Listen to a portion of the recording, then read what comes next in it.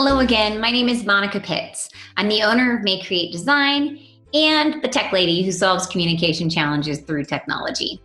I am super excited to share this success story with you. It's like the perfect illustration of the 5 Ps that my dad is so very fond of. You know, prior planning prevents poor performance. He actually has a 6th P, which I will not tell you what it is right now because it's really not quite appropriate. Anyway, so I was on the phone the other day with Chris Campbell, who is the executive director of the Boone County History and Culture Center. And we talk pretty regularly because they're my clients and we do social media for them, some print work, and help them with their website. And he's also working on a marketing plan right now, and I'm working on a course to help people with their marketing plan. So I think that he teaches me as much as I teach him right now about what my future students might need. Now, he mentioned that their recently completed fundraiser raised $41,000 in a day. And I thought, whoa. And how did you do that? So he said that a rock star board member, a newer board member actually, her name is Jessie Yankee, came up with the idea. She said, let's do a phone bank.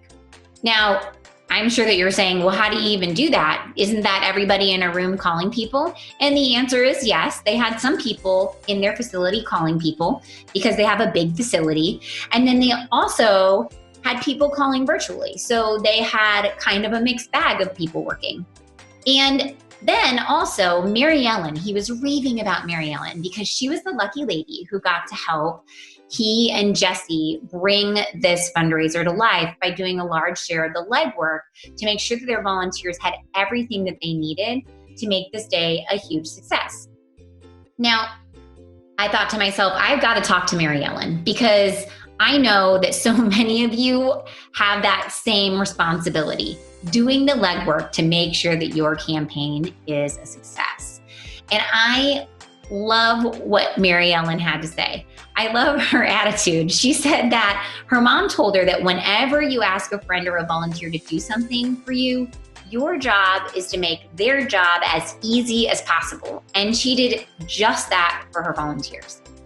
Now, by sharing this success story with you, I am in no way saying that you have to do a phone bank. I want you, as you listen to this, to think beyond the activity that they did. Phone calls are a great way to solicit for donations. However, there are so many other types of fundraisers and campaigns that you can apply the things that Mary Ellen did to make this campaign a success towards. So I want you to think, how can I use these same strategies that she used to support her volunteers and the people who are making calls for them? And I want you to think, how can I use this approach and apply it to a peer-to-peer fundraiser, perhaps?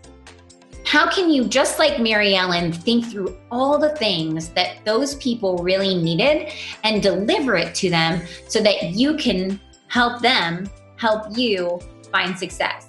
And I also want you to think about the energy factor, because Mary Ellen said that being together and doing these phone calls in the same place really impacted the outcome of the activity. She felt like because they were together, there was just so much more energy. Now, how can you think through ways that you can bring that same energy into every fundraiser that you do with your volunteers?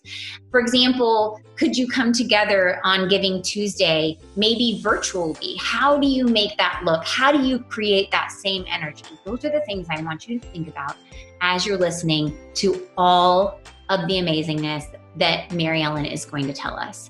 Now, with all that food for thought, let's see what Mary Ellen has to say. So thank you, Mary Ellen, for coming together with me today to share your fundraising success story. I can't wait to hear how it all came together. I thought that we would kind of kick off this conversation by having you tell me a little bit about the Boone County History and Culture Center and like how you came to be there. Sure. The Boone County History and Culture Center, a lot of people still know us as the Boone County Historical Society, which really we're one and the same, you know. Our members are members of the Historical Society, and the History and Culture Center is the home for everything that happens out here. But we really feel like we do more than just a historical society. You know, we've got this awesome historic home, an entire village that represents 200 years of Boone County history. We have exhibits, we have an art gallery. So we needed a name that was more encompassing of what we do. So that's really, we're both.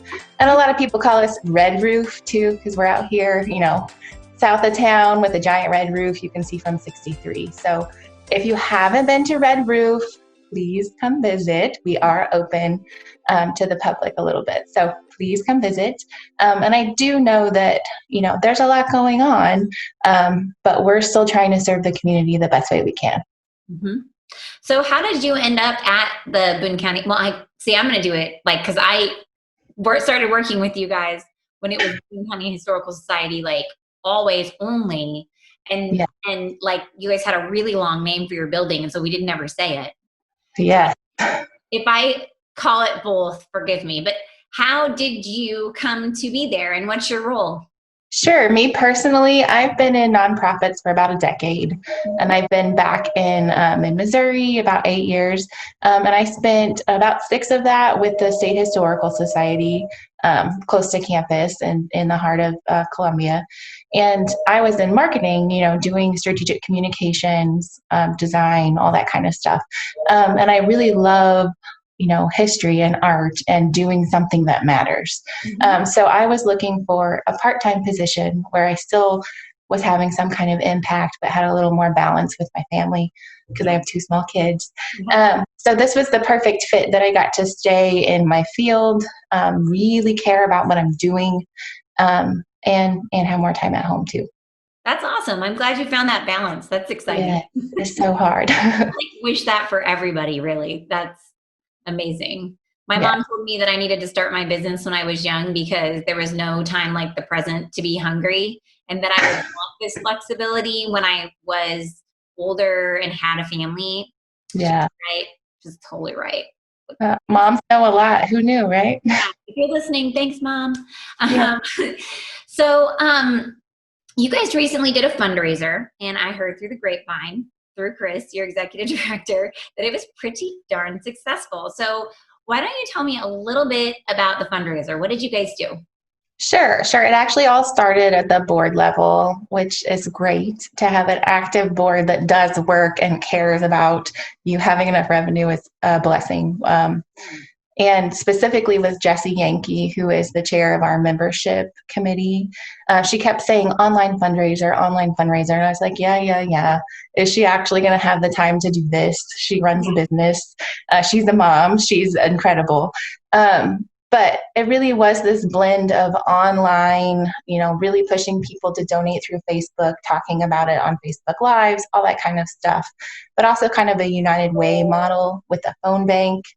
And we weren't entirely sure how that was going to go with social distance. But luckily, we do have a large footprint here. We have an art gallery that we rent out that's huge.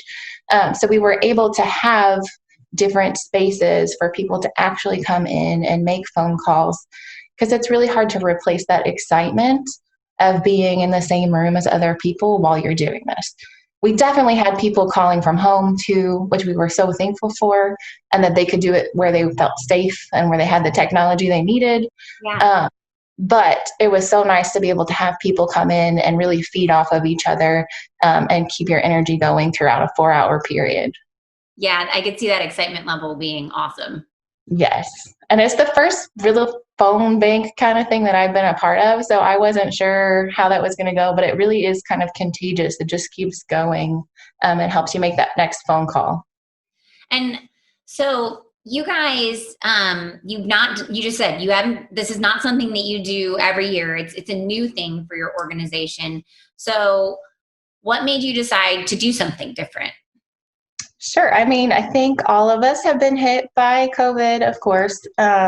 Whether you're profit, nonprofit, we are all having a hard time figuring out how to bring in the revenue that we were expecting. And we started out the year a little bit down because our first quarter is always the hardest. We don't have as many people coming in from out of town, coming through the center, all that kind of stuff. Concerts get canceled because of weather, all kinds of things happen. So we really needed some more revenue. And Jesse just kept saying, I think we can do this. We can do this. And we chose to do matching funds because it's just such a good, communication tool. It doubles your money. You get some of the stuff, you've already got commitments before you even start making phone calls. And I remember thinking like, oh, we'll get a couple $1,000s, oh, maybe the board will have time to make calls. And it was amazing. They secured what our original goal was before we even started. So we just doubled up on our goal. Yes. Yeah. So how much did you guys make? We are at $41,000 right now. Woo! I know. That's like so what? Great.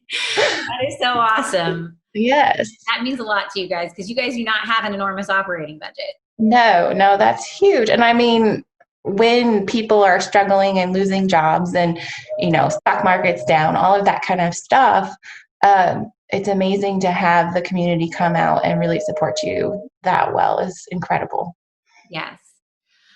So did you help ask people who were making the calls, or like, how did you guys choose who you were going to have make the calls? How did you pick those individuals? Sure. Our board is very active. Like I said, I've been in nonprofits for 10 years and I've had board members that never show up, board members that only come to the ones that are in their backyard, but this board really does work. Of course, we have some people that are busier and don't have the time, but they are willing to jump in when something needs to be done.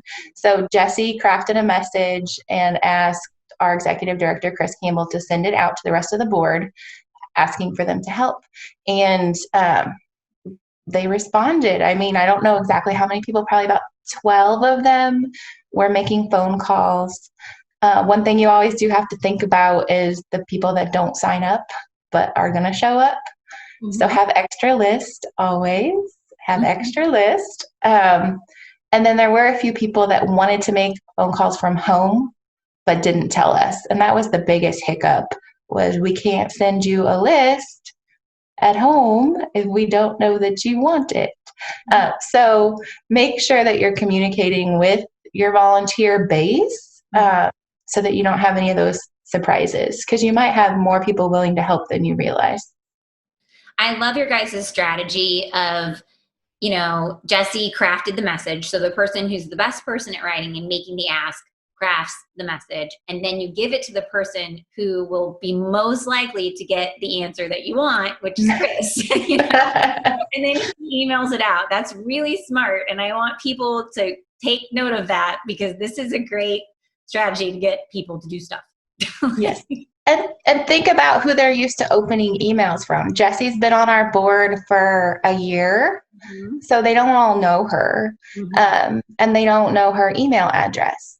But they get emails from Chris all the time, and they're very comfortable with talking with him. So it wasn't unexpected for him to send them a message. Yeah. And Jesse's might have gotten buried.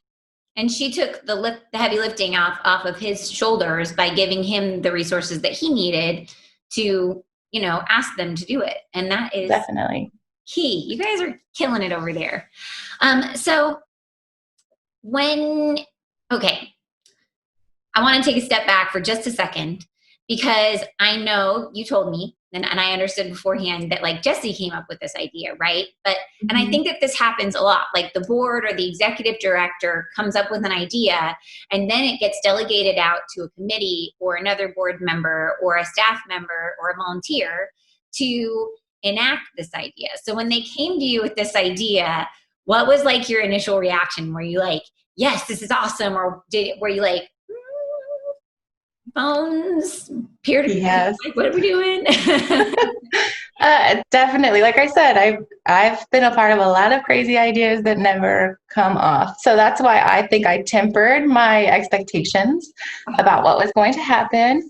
And then in the midst of all of this, my colleague, who's been amazing at helping us onboard a new cloud-based constituent management system, she took a full-time job elsewhere. No. And I was like, oh no, I'm going to die, because she's been the point person on all of this, and I wasn't sure I was comfortable making this happen. And then we had like less than a month to do it. Mm-hmm. So I may have in some ways spent a little more time than it actually took because I just wanted to make sure that it went well. Mm-hmm. And I come from probably the old school. My mom taught me, you know, if you have a volunteer coming in to help you, you have a friend coming to help you, you do everything you can to make it successful for them. Mm-hmm. So I spent as much time probably thinking through what I thought the volunteers might want or need as I did actually doing it and That is pulling the resources. that is what makes a successful event happen, or a successful anything happen, really. It's like the prior planning, right? So Yes. take me through your steps. Like, what were the things that you thought about that you thought they would need? Sure. So I was kind of thinking about myself, like I'm okay making cold calls. I don't love it. So what do you need to be most comfortable to call someone that you don't know or that you barely know? You know, you need to have their right information, hopefully. Hopefully know if this is, you know, someone who is already a part of your organization and knows who you are. Mm-hmm. Um, you need to know maybe the last gift that they gave you, the last donation they made.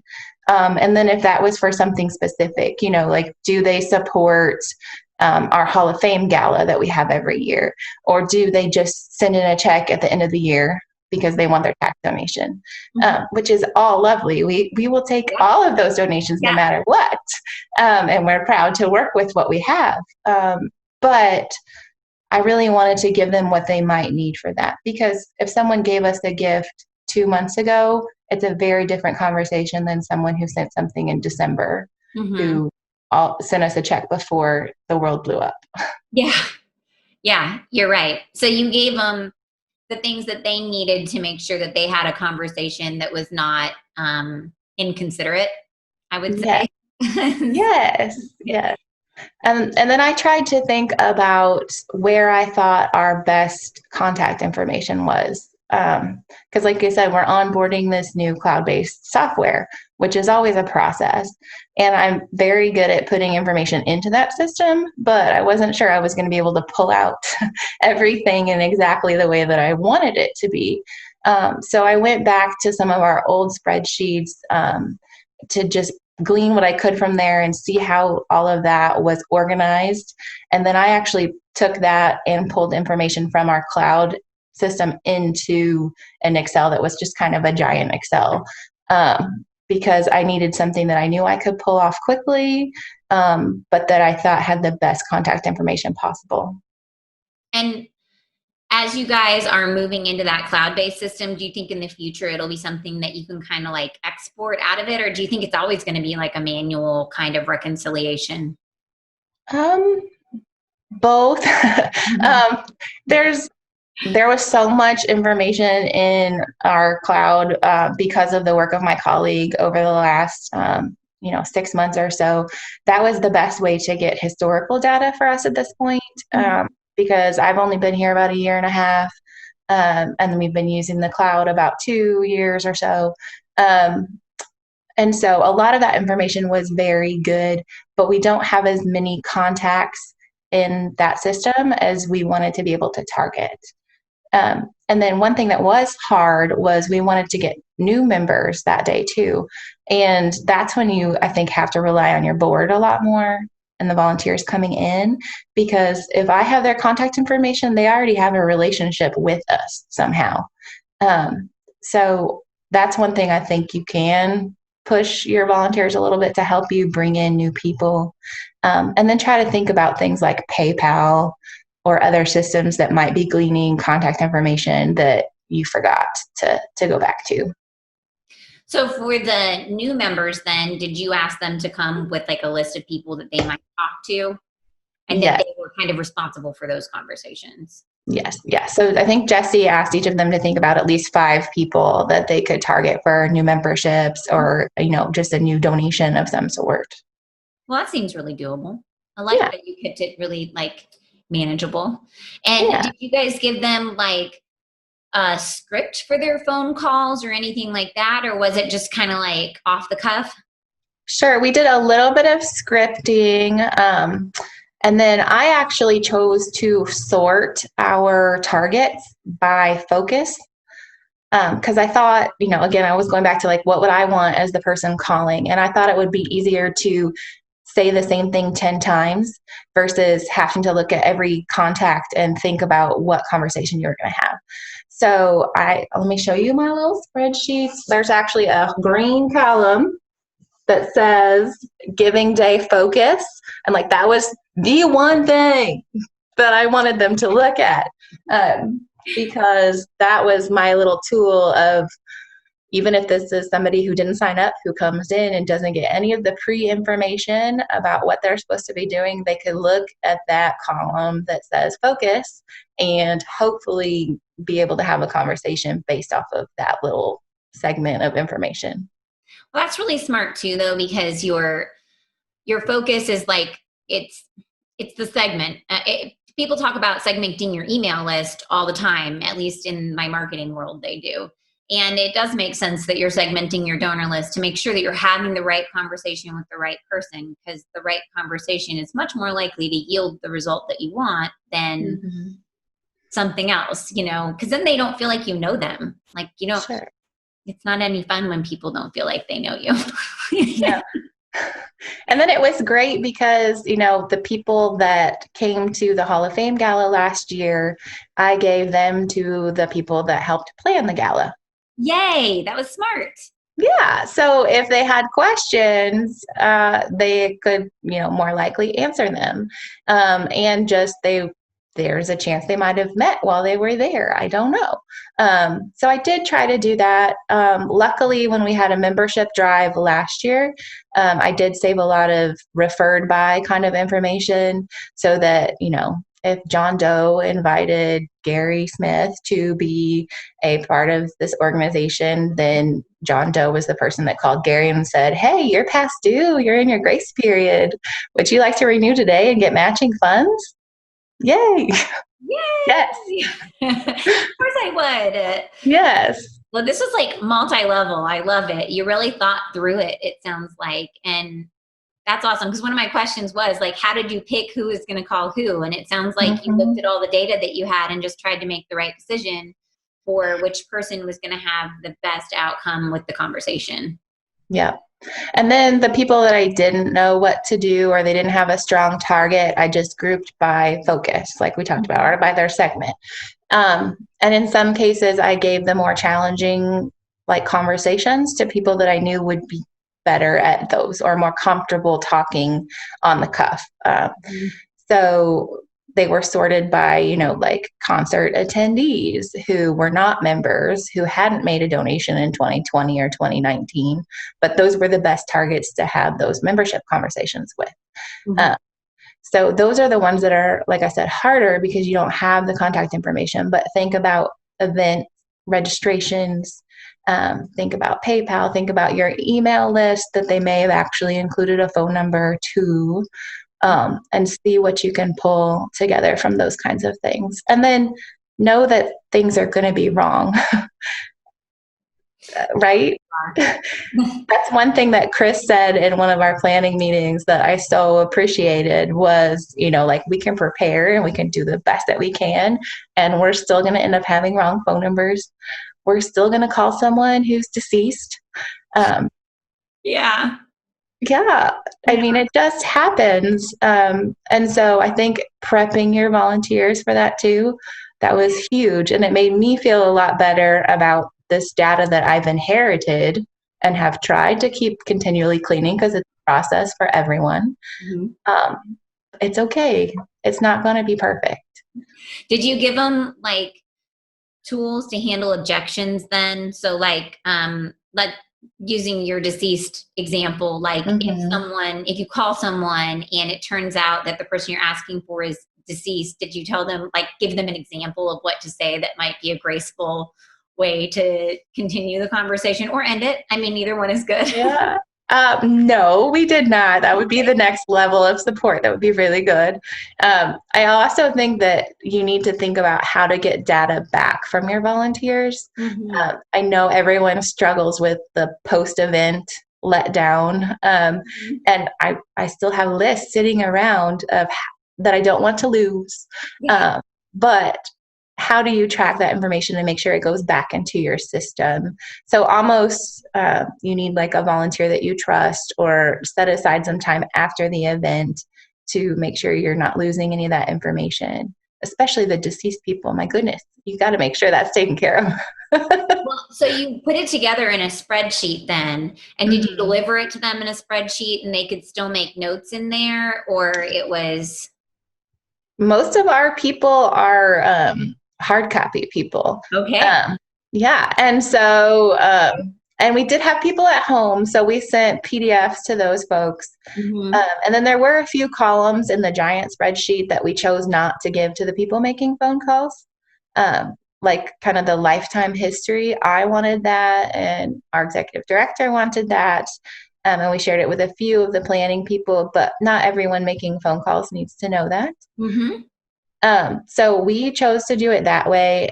And I honestly just kind of split up the giant spreadsheet and made smaller, like I said, PDFs that were printable for everyone.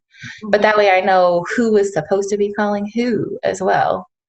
One So, trick that we use a lot is so we put things into Google Sheets, and then you can hide columns. And then if you select the rows and the columns that you want to print, you can just print the selected area, which is yes. magical, because then you don't have to make like 14 spreadsheets or whatever to share. Yes. Because as soon as I do that, somewhere, some piece of information is going to change, and then I'm going to have to go change it in like 3 places. It's That is very true. really painful. Very true. Oh, it's like back in the day when we used to build websites that didn't have databases. Nasty, because you'd put an event up and the event would be featured on the homepage. And then you have to go back over to the homepage and change the information about the event on the homepage. And sometimes you would just forget. And that's what I feel like it's like when you have so many documents that you're trying to manage for other people. Definitely. So, from the feedback of your volunteers, if they gave you feedback, did anybody say that some information was more valuable than others, or that there's things that they would do differently about the event in the future? So far, not really. I think I definitely assigned too many phone calls to like my big people that were championing the event. Jessie probably shouldn't have had any calls. And I gave her a big list. You know, it's hard to know how many they can get through in an hour. Yeah. A lot of people I did about 30 calls for or whatever, and some of them stuck through it and got through all of them. Some of them said, I have to finish my list this weekend because I didn't get through everything. But a lot of them really did take their list home and continue to reach out to those people, which was just phenomenal. We would have never been able to connect with that many people, in I don't even know, a month, 6 weeks, without the help of all of these people making phone calls. And we did target a few, like low hanging fruit, people in their grace period, like I said, people that are going to be up for renewal here in September.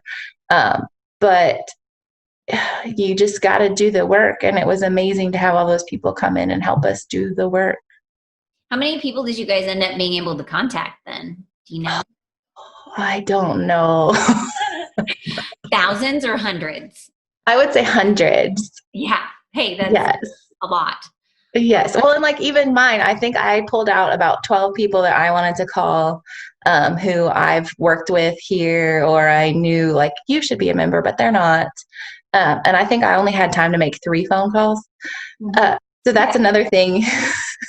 You got to think of this like a big gala, and your point people probably shouldn't have assignments because they're going to get pulled in 1,000 directions, and they're not going to have time to do the phone calls themselves. Because the point people are there to support the other people. Yes. Like they're the people that are going to make sure it's successful. Yes. which for some reason, even though I knew this is a big day, I didn't think of it as an event. Like an event, I always have the point person not have a role. But for some reason, that did not cross my mind at all. It makes sense. I mean, like Yeah. when we do an event, Stacy's always the person that is going to, like, she's going to be in the recording room before me. She's setting everything up. She's doing all the tech. Like, I'm not touching it at all, which is amazing because before, this is something I had to do too. And there's nothing more flustering than being the presenter and then not having your technology working, like, even 15 or 20 minutes before it starts. And then you have to get up and talk in front of people and be like calm and functional when you've just been completely stressed out. Oh yeah. It's hard to like transition into it, when that happens. So I'm really lucky to have her help me out with that for sure. So anything you feel like you want to add for people, either for managing the people that are helping them doing their fundraisers, asking those people, anything like that? I mean, really, the way that I'm thinking about your campaign in relativity to like a year-end peer giving campaign is that you guys brought in your volunteers to do your asking for you, and you equipped them with all this information to make it successful.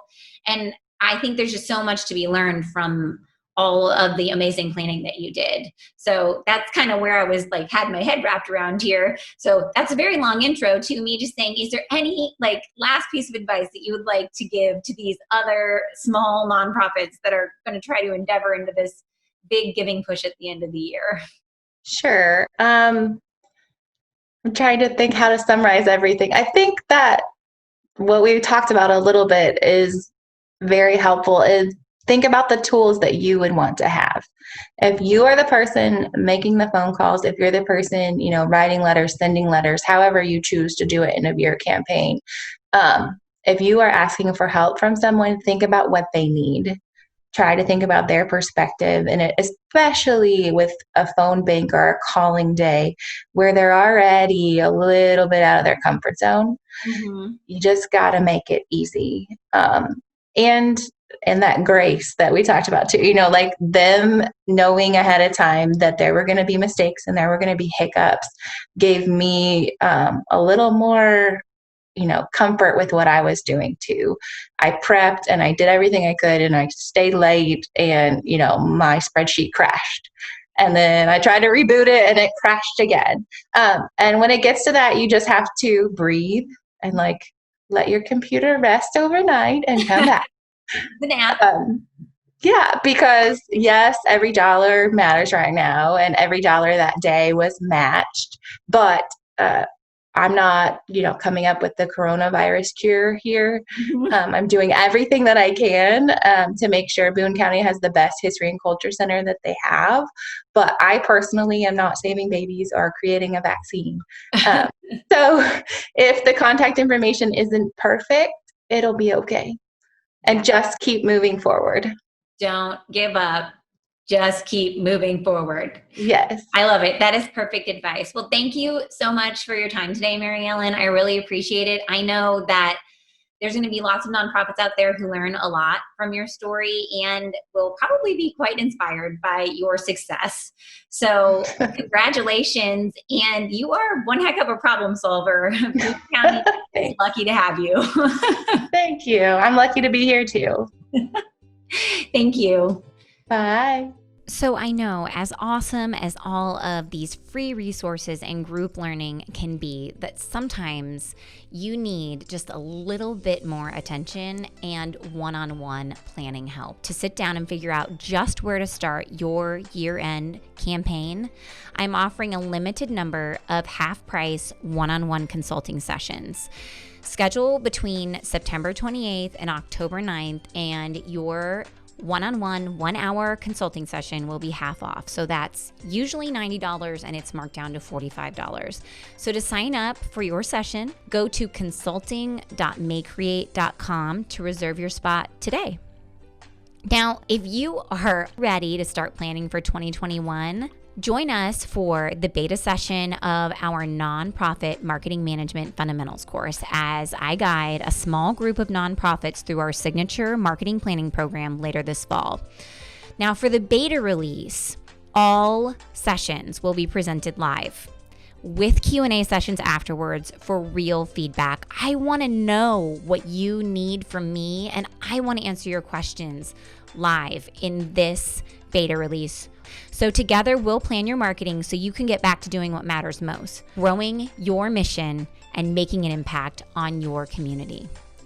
Join the waitlist now at youmaycreate.com/fundamentals. Once again, that's youmaycreate.com/fundamentals. Together, I know that we can make these last few months of 2020 the best part of this year. And with that, my friends, go forth and market with purpose.